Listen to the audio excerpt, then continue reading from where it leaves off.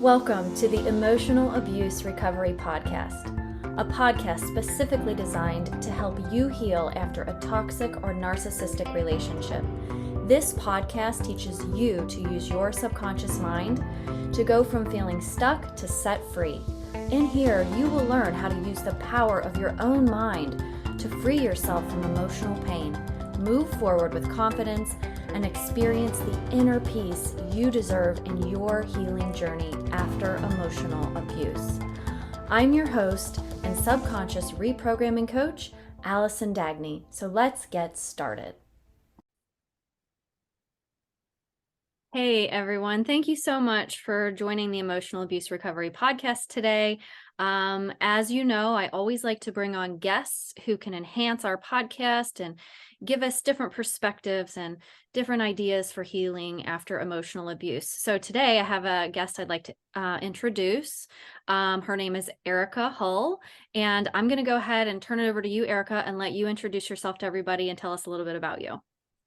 Thank you. Thanks for having me. I really appreciate it. My name is Erika Shalene Hull. I am a mom of 6 children. I say that first because they do take up a majority of my time. Yeah. And the reason why we're speaking today is because I survived a life really full of trauma, and especially the last major incident was surviving a serial abuser and really going down a path of discovering so much, not only that had happened to me, but that had happened to so many others. And in 2019, I walked up to a stranger and asked them if they'd be interested in writing a book with me. And that's just kind of, the reason why we're here. Outside of that, I own some businesses. I own a handyman remodeling business with my current husband, and we love just really bringing functional beauty to people's homes and to the insides and outsides of their homes. It's awesome. And then on the side, I still do life management consulting and really helping people bring organization management to their life and even to their small business so that they can do all of these things. I get asked a lot, how did you write a book so quickly with all the kids? And I am a disabled and ill person. So that is another huge layer on top of this, right? And it was because I had come up with systems and formulas to really organize and thrive during times of stress and overwhelm and trauma. And I learned how to communicate that and help others with it. So That's amazing. And I love stories of survival. I love stories of transformation. So I can't wait to hear more about this and share this with my audience. So you're a mom, you're an author, you have multiple businesses, and you have this trauma that was an experience that you went through. And I want to hear about that. And I think everybody's going to be really interested to know more about that. So if you don't mind to share some of your story and let us know kind of where your beginnings started out to bring you to where you are today. absolutely. I'm in 2019 when I was 5 years out, 4 years divorced from my abuser, and still dealing with post-separation abuse, the things that happen in tumultuous situations. His current, at the time, victim that he had captured as well right after me was stalking me. I was experiencing a lot of things, and I didn't know how to communicate them properly because I didn't have the words for it. Mm-hmm. I knew these things were wrong. I knew I had gone through it. I was still trying to heal and come to terms with what had happened to me for the multiple years that he had me.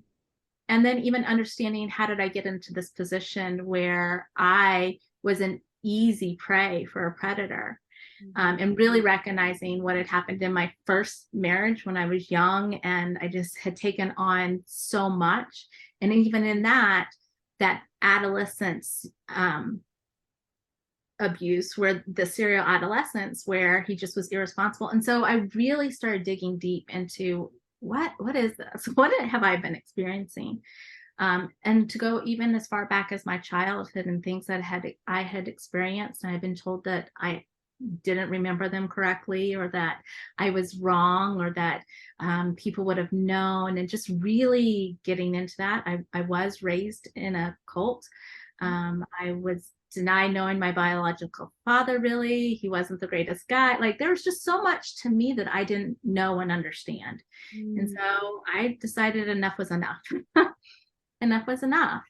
And the biggest theme throughout that was abuse, and then really understanding, well, that's a big category. So what is all of this? And so, meeting a stranger, I was in Washington, D.C., speaking to a Christian homeschooling conference, which is, a really awesome honor to be doing. And I got the privilege to sit in other women's talks and their presentations, which is such a blessing to just be able to have that exposure to amazing women that you have never been able to meet before. And I was sitting in Dr. Cheryl Jewel Jackson's presentation on her book, Family, When Business is Family and Family is Business, which really aligned with what I did as an organization manager, and had really been turning it into consulting. And so I'm sitting there going, wow, this doctor of industrial organizational psychology is saying that I'm smart, like, because my esteem had been so gutted that I still was defined, even though throughout my successes and my accomplishments, I was still defining myself as an abused, downtrodden, just a mom person. And I was putting myself so low and believing that. And so we connected. I asked her if she would be interested in writing a book. We thought we were going to be writing like a memoir type of thing, because I really wanted my daughters to understand what I had gone through and what I didn't want them, because nobody prepared me for adult relationships, not in a healthy way. I was prepared in a very strict bubble Christian hierarchy way that didn't exist out in the world. It's this bubble, and that was not the case, right? And as we were writing, and I was doing a lot of the research, and I was telling her my stories, what we realized was that we weren't telling just my story, we were telling even hers, and she was able to recognize things that had happened to her in her life. And at that point in time, I had interviewed many of the past victims of my abuser, and I was telling part of their stories because their story was my story, because we had experienced the same timeline of things. And so we decided that this needed to be told, and let's really break it down. And so that's what we did. We took abuse and broke it down to all of the categories, and then broke those categories down to what it looks like in modern day America for us. And then as you're reading it and you're learning technical statistics, other things, you're getting story excerpts and conversations and seeing what it actually looks like in a real relationship right now, not what it looks like on television. SVU is awesome. I love, right? Like there's a world of that too, but it's such a vast world of abuse. And we really need to have examples of what it looks like now, so that we can develop and grow healthier relationships. Because the fact of the matter is, we are all abusive at some point in time. We've all said harsh things. We've all done something. Let's do better. Let's do better. And the only way you can do better is you learn what it is. Absolutely. Absolutely. Well, thank you for sharing that. And I'm so glad that you were able to turn something really traumatic into something good to help other people, because, that is the way that we are able to lift each other up. So I love that, and that you were able to do that. So can we go back to, because I've heard you say this a couple times, the serial abuser, right? You said you were in a cult growing up, sounds like religious, that sort of thing. Can you kind of give us a little bit of background about that and that serial abuser? Like, can you explain that to us? So serial abuser is a terminology that we used in the book. And I really recognized it because there was a pattern. This person followed a pattern, and I was not number one. I was number 8 that I could find and that I was known, that had a serious relationship with, either lived with, and or impregnated and had a child with. So like, these aren't just like blurps. That wasn't just like a one night thing. I'm talking about like an actual pattern of women that so it's repetitive. It's no different than when somebody has an addiction of smoking. They're a serial smoker. Like, but we're not recognizing that because we just want to say, oh well, that was a bad relationship, or they broke up, or they cheated on me. Well, no. They were a serial abuser. They're a serial abuser. It was their pattern, and they developed the pattern. They learned the pattern. They were educated on the pattern. They took a career that would give them even more of that dynamic and power and the education on how to not only abuse, but how to get away with it.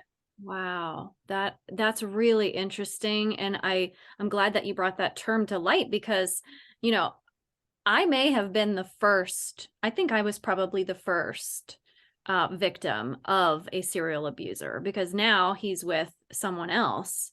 And these patterns I'm seeing, my kids are telling me about them. I'm hearing all of the same things that happened to me happening to her. So yeah, I can't believe you were 8. You were at least that, right? Because there could have been even more before that. Wow. Okay. So I'm so sorry that happened to you. And I mean, especially because not only, like, were you abused in your adult life, but also as a child, right? That the brainwashing and the cult life and all of that. And like you said, a sort of a bubble where now the things that you knew and learned don't apply to the real world, because when you're in a cult, you can only see what you can see inside that bubble. Yeah.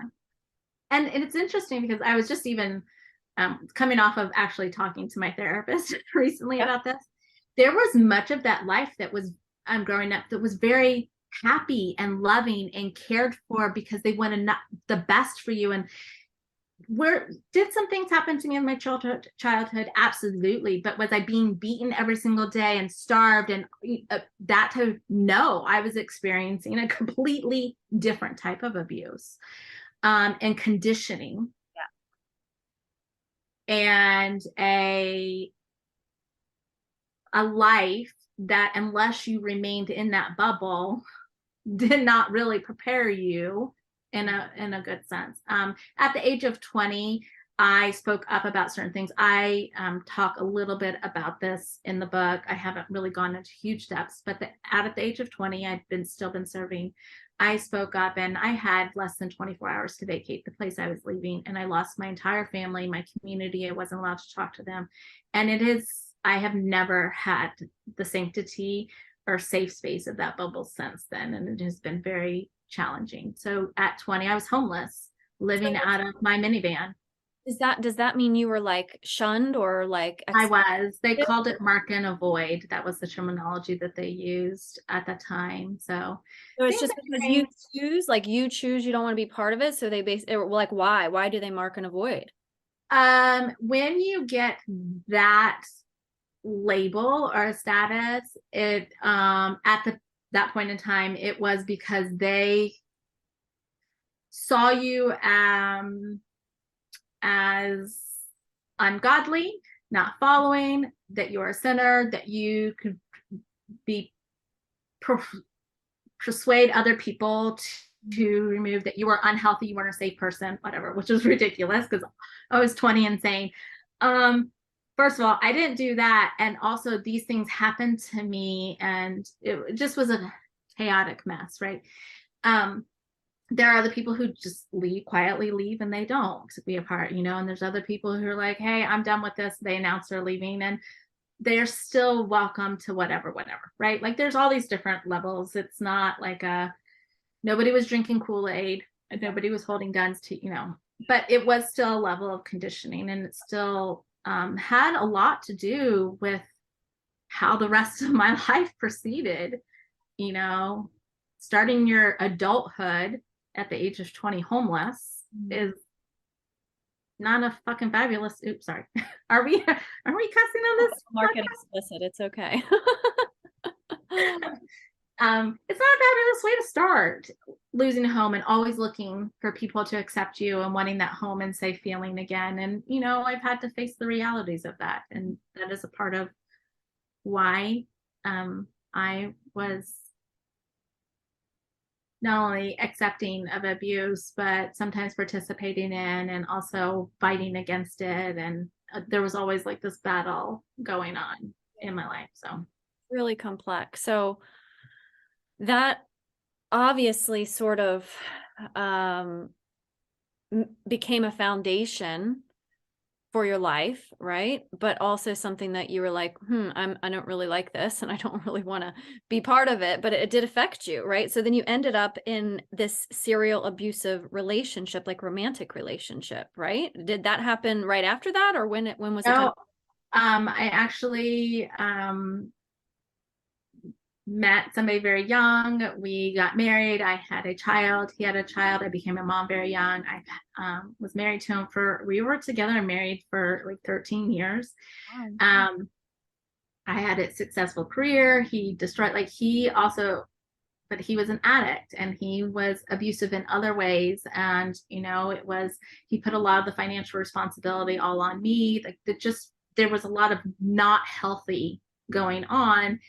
And me fighting so hard to just have my family unit together because I lacked it so many other places, right? And it finally got to the point where it's like, I can't do this anymore. Like, I've asked for you to change. I've asked for you to heal. I've asked for you to not drink. I mean, I would wake up in the middle of the night, 2, 3 o'clock in the morning, and not know where my husband was. Yeah. It just, you know, a lot of his abusive tendency was having the serial adolescence, where just not taking the responsibility on that life demands when you become a parent and putting it all on me. And a lot of other things that we talk about. And so when I separated from him and I was divorcing him was when I met that next person. And it just was I was already down in the dumps, you know, and so like many other people, women, men alike, you put blinders on sometimes and you accept certain things. But there was also, he had perfected a lot of what he was doing at this point in time. And he immediately started really abusing. And I just had got to the point where I didn't think I could go be with anybody else because like he had done these things to me. And I was like, I don't know what else to do. In areas where I had reached out for help, the doors were closed and people, you know, said no. And so, you know, you do what you have to do and you survive and you keep fighting and you move forward. How long was that relationship before you were able to get out? So that was from 2008 until 2014. So, but you know, you have children, and so you're not really ever out, and you have to have that process, and there's a lot. So you're never really away. Yeah. So, but you did make your escape, obviously, because you're not with the abuser anymore. What was if you don't mind me asking, were you experiencing all levels of abuse from this person? By the time I was getting away, yes. Yeah. Okay. Yeah. Okay. So it doesn't ever start that way. Like no. And especially like you said, he had perfected it. So he had gotten so good at and so experienced at all of the ways that are used to hurt people and keep them under control and manipulate and gaslight and all of that. By the time number 8 comes around, well, he's an expert, right? Probably even before that, he was an expert at abuse, right? And I'm sure that's where that term, you know, serial abuser comes in, not just from what you're doing over and over again, but because you are getting away with it and you are able to do it in such a way that your victims a lot of times don't even know it's happening to them. So, okay, so so much survival was happening throughout your life, like theme of Erica's life, Yeah. right? So you learned we talked a little bit about this, some really amazing systems and formulas to help you survive. So can you talk a little bit about that? Absolutely. So my number one favorite is called the Better Self Formula, because when you're in survival mode, which if you're a mom, you're in survival mode too. Like, you don't have to be being abused or suffering a severe amount of trauma or stack trauma. I have experienced a lot of trauma, and that is what it is.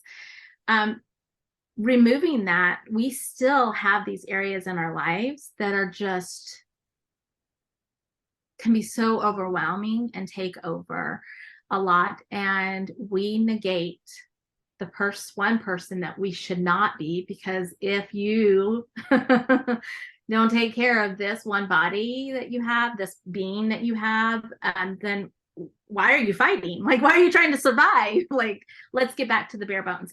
And it really had helped me in my illnesses too, and really coming to terms with what's going on. And so it's really simple, and I teach on it. And if you like want consulting and like really work on it, I can do that with you. But the Better Self Formula is 3 parts. It's self-necessity, self-care, and self-indulgence.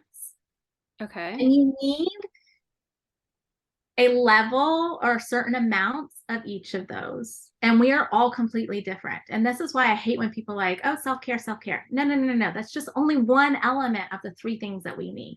Self-necessities are the things that you need to be alive, to be a clean, healthy, alive person. Those are your necessities. Okay. They actually change in our different life seasons that we're in. We talk about that when we're laying our foundation as your life season profile. Those times change. And so we reevaluate these all the time. Self-care is the next level above necessities that make you feel even better, do better, show up better, be the person you want to be. Those are all different for us. Yeah. I have to take pain medication every day. You may not. So that's a necessity. Somebody who has a backache every once in a while needs to take a leave, once a week, a month. That's a care. It's not a necessity, right? And so, and then indulgence. What is it that you feel that you need to do that helps you relax, that helps you feel rewarded, that helps give you a level of satisfaction of, I feel good about myself. What is it? And not some of these things don't cost anything, and sometimes they do. Me getting my lashes done, I would have considered that prior to 2016, I would have considered that an indulgence. Expensive. It's not something I really needed. Didn't even think out. My body's become ill. I've lost my eyelashes. I've lost my hair. It has now become something that is not a necessity, but it is a self-care. And so now it actually helps me with my budget too, because now I get my lashes done, then I can wake up in the morning. I don't feel like when I look in the mirror, I look ill, because I don't want my children seeing the ill, like a certain level. They understand things, but we don't need to look. It doesn't take me as long to get ready. So now my body isn't hurting as much, because I like how I look, right? There's these things that we can do so that we can still show up and be the person that we want to, even inside of the overwhelm, the trauma, the illness, whatever that is going on with ourselves. And when we do this, the ripple effect is just extraordinary. I have an entire section in the book, but that's not me talking about the ripple effect and how important it is for it to start here, because the power of I am is really, really true. Yeah. And you are what you say you are. So let's start like making sure that what you're saying and what you're doing is who you actually want 100%. to be. I love that. And I love that you have this formula. It was funny that you say that, because today I got up really early and I was doing some stuff, and then somehow I just hit this like wall. And I was just sitting at my desk and I was just looking at my notes on my wall. And one of my notes is to show up and have fun and like ask myself if I'm feeling satisfied and happy in this process. Right. So I'm thinking when you're talking about this, like self necessity, self care, self indulgent, I'm like, what do I really want to do right now? What's going to make me happy? What's going to make me feel good? Like not what do I have to do and what's going to be like next on the list, right? Because I want to enjoy my life, right? And that is that better self formula, like looking at the things Yeah, that because it's you need. What do you what can I do? Not what do I have to? What can I do? Like it's a blessing to do these things. right? Remember, Yeah. most of the time when we're in overwhelm, if we look around, a lot of things we asked for or we put ourselves in that situation, like really. So when we go back and say, okay, well, this is reality. So what can I do? Right. Yeah. And it's just so important for us to just take that step back. And it really can help anybody anywhere and no matter what situation they're in, no matter what. I love it. I love it because what I ended up doing was I was like, I think I'm feeling a little hungry. And I went downstairs and I made this big, beautiful bowl of yogurt with granola and all this stuff in it. And I just enjoyed it, literally. And that could be something so simple. It doesn't, like you said, getting your eyelashes done or taking medicine or getting a bath or just being consistent with your habits or something, right? Whatever you feel like makes you that better self. So I love that. So did you feel like that was a product of what happened to you because you weren't doing those things before, or like where did that come from? Oh, without a doubt. Without a doubt. I think a lot of times, because we're not really told, we're not really told what motherhood and parenthood is going to do to us. We're not told what relationships are going to do to we weren't. I don't feel like our generation was very well prepared for what this life entails. And we definitely weren't taught what it means to care for ourselves. And in the process of being a mom to many kids and surviving, I started to learn what are these things that I need to do to provide care for them, but I didn't, and I wasn't doing it for myself. Not in a way where I was doing the best that I could, and not dealing with trauma and all stuff, and also being in that survival mode. And so to stop the cycles, I had to like stop and say, okay, no, enough is enough. Like, what are we going to do now? It took a few years to really develop it. I'm a researcher. That's what I do. It's, this is part of really having a great life foundation, which is an aspect of organization management. If you do not have a great foundation in whatever you're doing, nothing is going to really go well for you. It really is just not. What do you like, how, if somebody says, well, I don't even know if I have a good foundation, like what does a good foundation look like? Well, so in a personal aspect, a great foundation looks like you know what your vocations are. I believe, and the way I teach is that your life is different categories of vocations. And the reason why we want to look at them as vocations is because vocations take time, skill, and energy. And when we look at those things, time, skill, and energy, we also want to improve them. So then we include resources and we will like grow. Like you become a parent, like nobody tells you, there's no manual, there's no nothing. But if you want to stay the same, then don't do anything. Like sit back and just don't do anything. But I don't know any person that really doesn't want to like do things so it doesn't hurt and it's not hard and it's like not a challenge, right? It's the same with, managing your home, right? Where's the book on that? I mean, you can go to a library and read 15,000 books if you want to, but let's just start with what are your expectations? Like, let's start there. And so we really break your life apart into your vocations, set what you want your expectations to be. What type of, person do you want to be at your job? What type of volunteer do you want to be in your community if that's important to you? What type, like, how do you want to show up and really build your life in that way instead of letting life build it for you? And then you start breaking your vocations into blocks and setting down, your monthly and your weekly foundation. And you're like, okay, well, here's how I fit these things in. And if something else comes up and it's important to me and like, oh, I want to write a book. Okay, well, what vocations am I going to set to the side and put them on bare bones for a while and not give myself any guilt trip that I'm sucking because I haven't mopped the floor in a month, right? Because we do this to ourselves.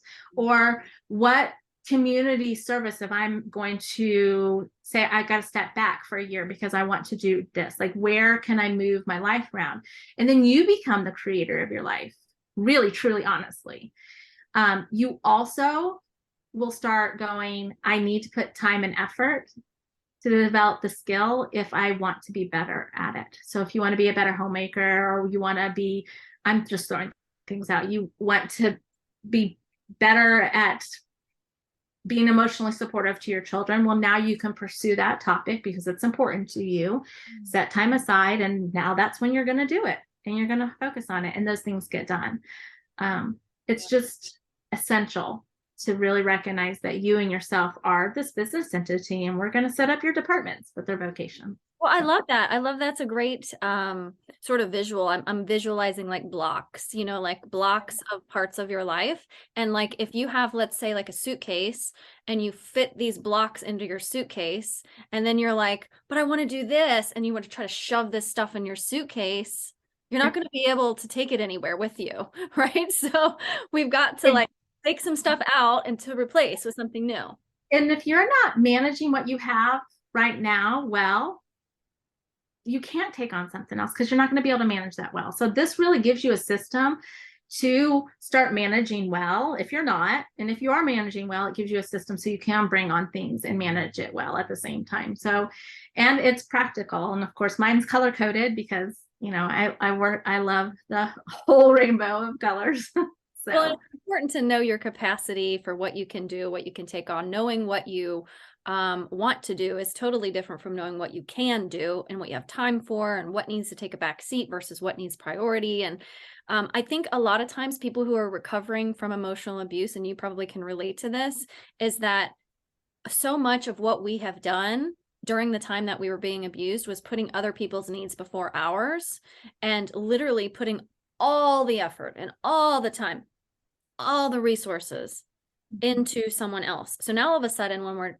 beyond the abuse, right, and we're starting to heal, it's like now we've got these blocks all over the floor. It's like, like what do I do with it? I have no idea what to do. Yeah.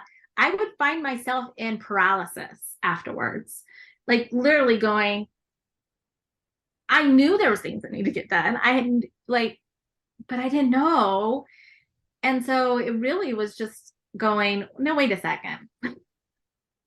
I can, but let's put this into a system. Let's put it to a formula, and let's surround ourselves with functional beauty so that I have an environment that can thrive in this. And on the days and in the moments where I'm having flashbacks or panic attacks, or I'm having to deal with like what you previously were talking about, where there's this extended part of stress and anxiety because of issues that come up, I am now more capable of handling them during that time and really focusing on it and doing the things that I know to do to therapy myself out of what's going on or how I need to respond.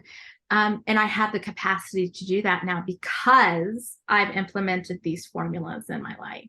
Yeah, and that is great to have that foundation, like you said. And I also think it might be important to recognize that everybody is different and everybody's is going to look different. And just because you're not fitting into this one little box like Erika or one little box like Allison, that's okay, right? Because your needs, like you said before, the self-necessity, the self-care, all that stuff even is a part of that, right? Exactly. And they're different. Yours are different than mine. And that's the neat thing too, is because right now we have the availability to just go get access to almost anything. Which is great. It's great. Which is awesome. It is awesome. But there's also drawbacks, because just because that system worked for them doesn't mean it's necessarily going to work for you, because you may be pulling from somebody whose their life season profile doesn't look anything like yours. And you don't know that. The really awesome part of the systems that I teach and I really help people with is it doesn't matter what my life season profile is. This is all based on you, completely based on you. Yeah. And I'm just going to provide you some tools, formulas, and resources, encouragement, or rest. I'm going to help provide you the rest needed so that you can help do this and get through whatever it is that you need to get through, whether it's overwhelmed job, your home, a grieving process, surviving, whatever it is, this will always help pull you through. And it's going to bring you back every single time, because a lot of times our bodies are in flight or fright mode, and we need something that can just pull us back on. You know what? Nope, I got this handled. I can do this. It's also provided me the ability to break down and be like, hey, guess what? These vocations, I'm not even going to do them now because my body is ill or whatever is going on. And I don't have to feel guilty about it. Yeah.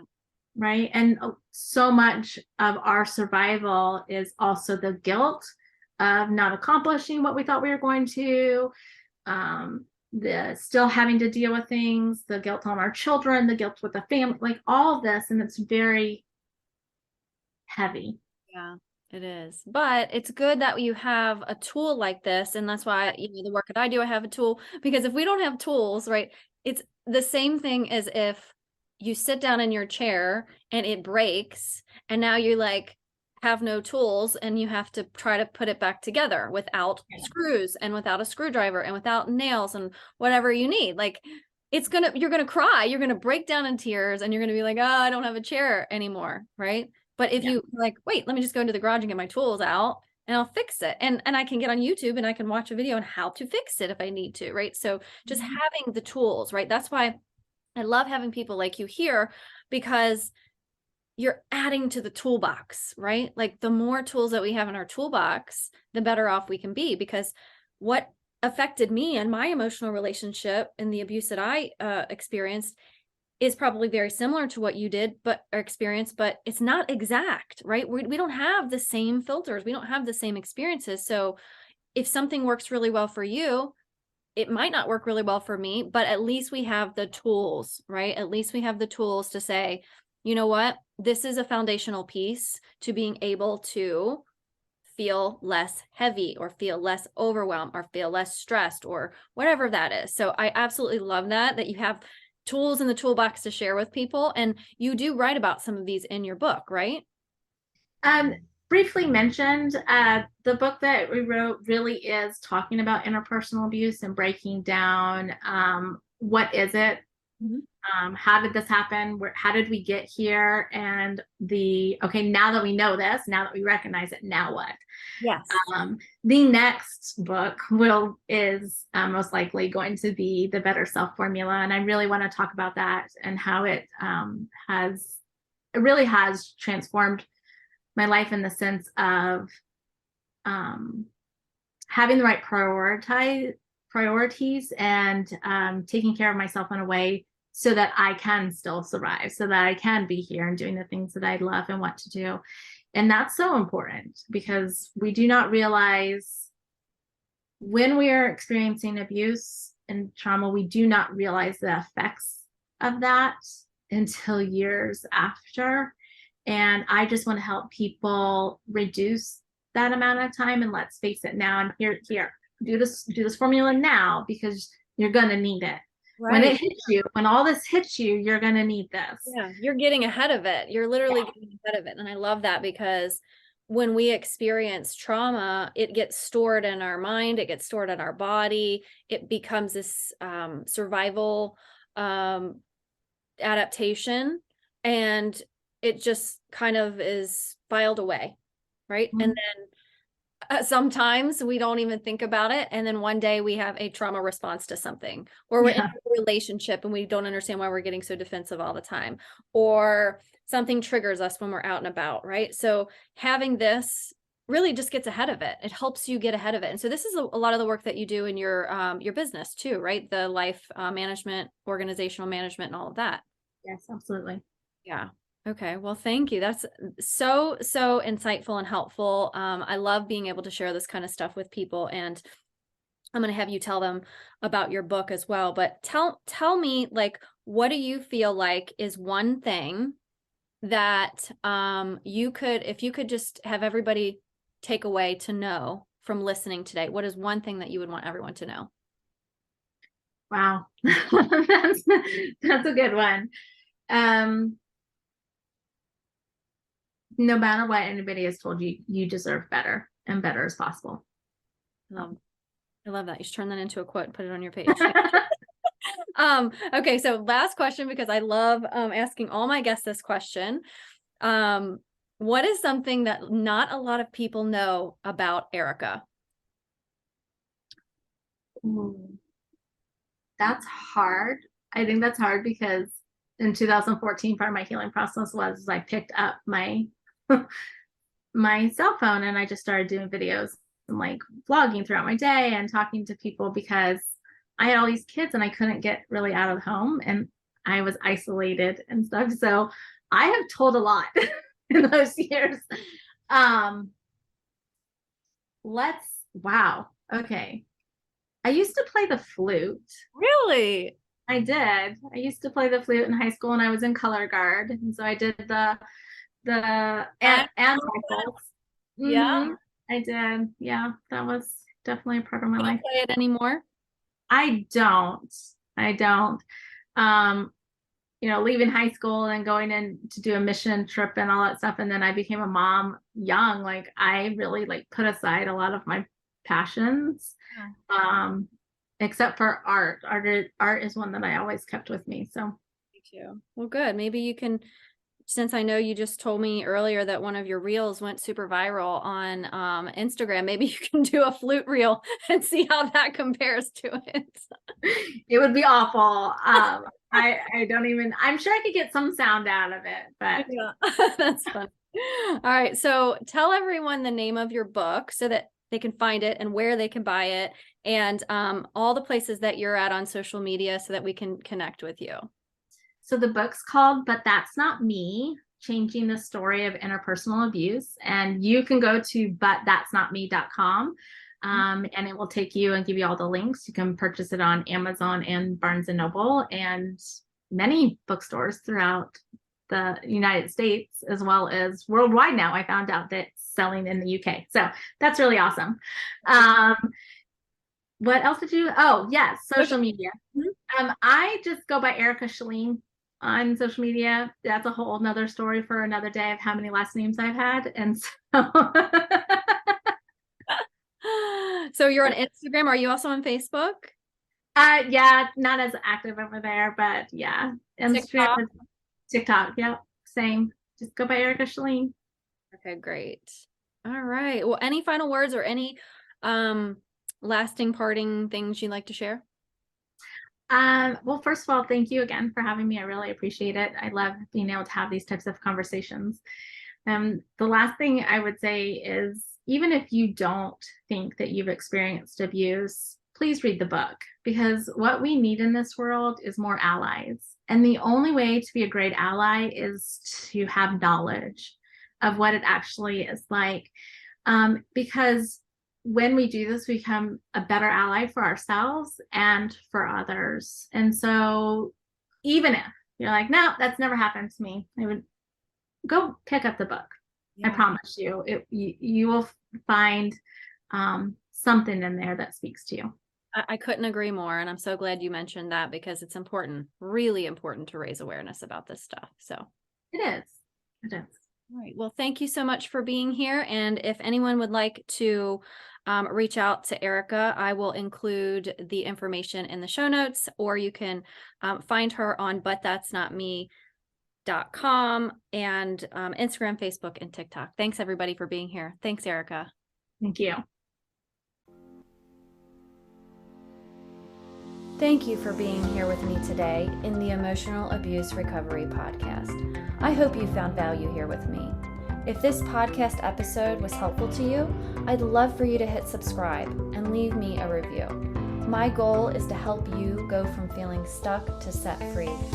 You can find me on Instagram and Facebook, and you can check out whentearsleavescars.com for more resources and information to help you with your own emotional abuse recovery. Until next time, here's to believing in